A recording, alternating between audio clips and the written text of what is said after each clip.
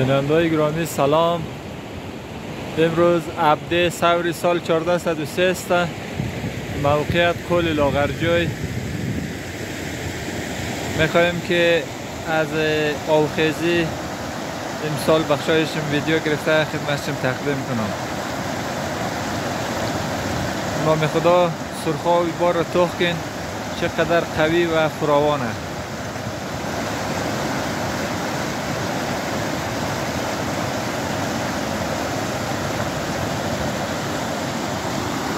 باید یادآوری کنم که متاسفانه رای نصف یا بروشو فعلا بسته است.